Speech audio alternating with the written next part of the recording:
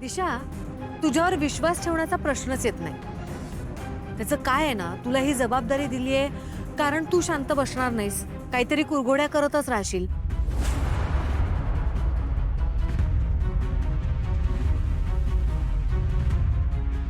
त्यामुळे तुझ्याचवर ह्या सगळ्या लग्नाची जबाबदारी दिली आहे, म्हणजे काहीतरी चांगलं काम तरी करशील.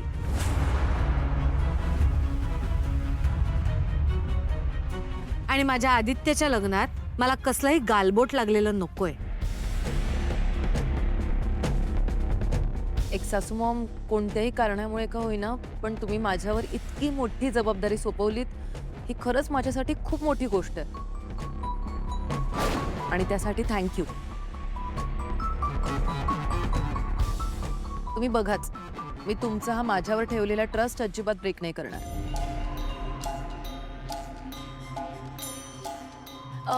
मी ना पूर्ण प्लॅनिंग ऑलरेडी केलेलं आहे. म्हणजे उद्यापासूनच आपण लग्नाचे सगळे विधी सुरू करूया. म्हणजे तुम्ही आणि साजिरीने जो हॉल चॉईस केला होता तो मी बुक केलाय. केटरर्स पण बुक झाले आणि पुढचं प्लॅनिंग पण सांगते. लग्नाची आपण उद्यापासूनच तयारी करूया. उद्या संगीत असेल, परवा मेहंदी, त्याच्यानंतर हळद. आणि मग माझं म्हणणं आहे की हळदीच्या दिवशीच आपण यांचा साखरपुडा पण उरकून घेऊया, म्हणजे ते विधी पण पार पडतील आणि मग वेगळा वेळ पण नाही द्यावा लागणार. हा, तुम्ही बघाच, सगळं एकदम व्यवस्थित करणार आहे मी.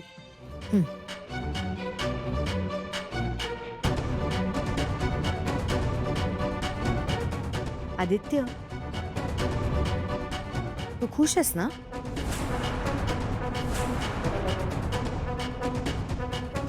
मला ना तुझं लग्न ग्रँड करायचं.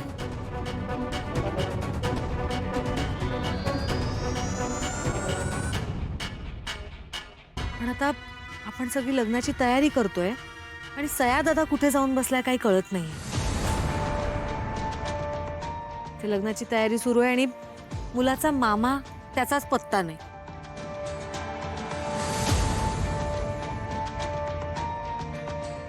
अहिल्या,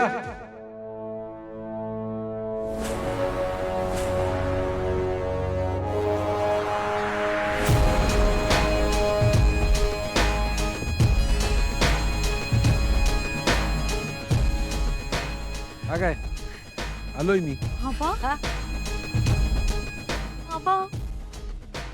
बाबा कुठे होता तुम्ही?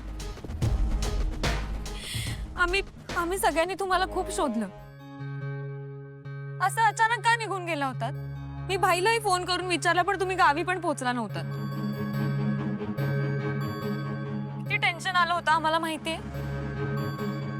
बघ प्रिया, मला तुझी काळजी समजू शकते, पण मी एका महत्वाच्या कामासाठी गेलो होतो. अरे, तू न सांगता निघून गेलास, आम्हाला काही कळेच ना. कुठे गेलास आम्हाला उगाच नाही त्या शंका यायला लागल्या मनात. आणि आपण शेवटी जे बोललो त्यावरून तू रागावून निघून गेलास असं वाटायला लागलं मला.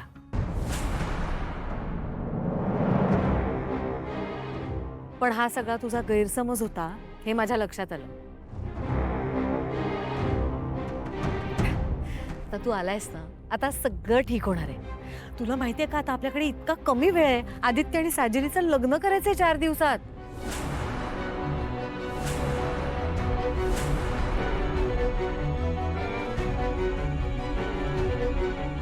काय 4 दिवसात लग्न करायचंय? हो अरे, आधी साखरपुडाच ठरला होता, पण आदित्य ऐकतोय का? तो म्हणाला की साखरपुडा नको, लग्नच करू डायरेक्ट.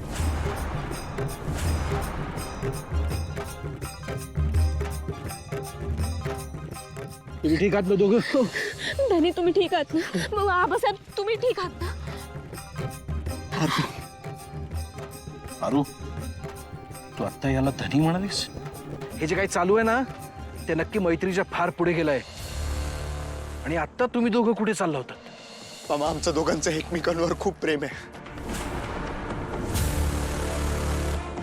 मी तिला बेशुद्ध करून पळून घेऊन चाललो होतो.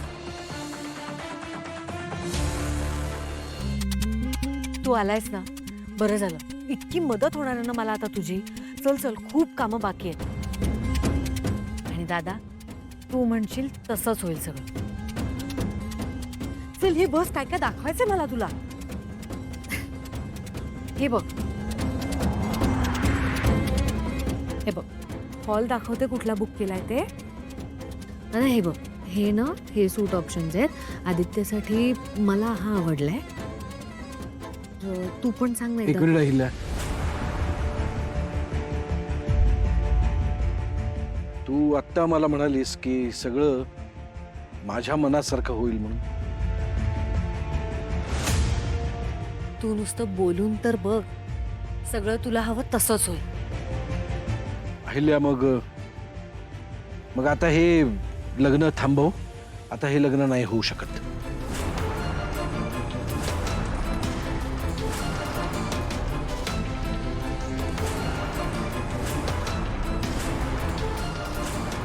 दादा, अरे काय बोलतोयस तू? आदित्यसाठी साजिरी तूच पसंत केलीस ना, मग आता काय झालं? हो, पण तेव्हा मला सत्य माहित नव्हतं.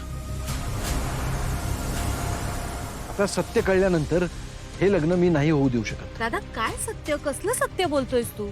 त्या दिवशी पण तुम्हाला सांगितलंस, तो तुझा गैरसमज झाला होता. अजूनही तुझ्या मनात काही शंका असेल तर आपण निरसन करू त्याचं. नाही अहिल्या, माझा तेव्हाही गैरसमज झाला नव्हता आणि आजही गैरसमज होत नाहीये. गैरसमज होत असेल तर तो तुझा. आदित्यचं जर का लग्न होणार असेल तर ते पारुशीच होणार. पारुस या घरची सून होणार. दादा बस. तू पुन्हा पुन्हा तेच तेच का बोलतोयस? मला मान्य आहे की पारू एक चांगली मुलगी आहे, ती या घराची लेक आहे, पण ती या घराची सून होऊ शकत नाही.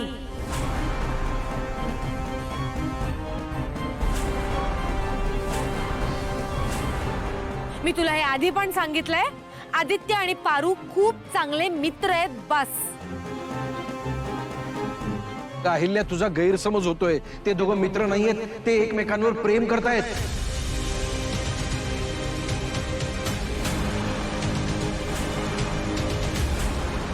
दादा, तू हे मला सांगितल्यावर मी त्यांना समोर उभं राहून विचारलंय, त्यांनी नकार दिलाय.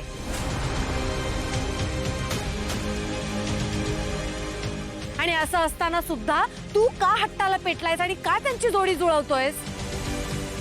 कारण जे मला कळलंय ते तुला कळत नाहीये. अहिल्या, तू माझ्यापेक्षा लहान आहेस. मी काय सांगतोय ते समजून घे. दादा, आदित्यने स्वतःने ह्या लग्नाला पुढाकार घेतलाय. तोच म्हणाला लवकरात लवकर हे लग्न करायचंय म्हणून. असं असताना मी माझ्या मुलाचं मन कसं मोडू?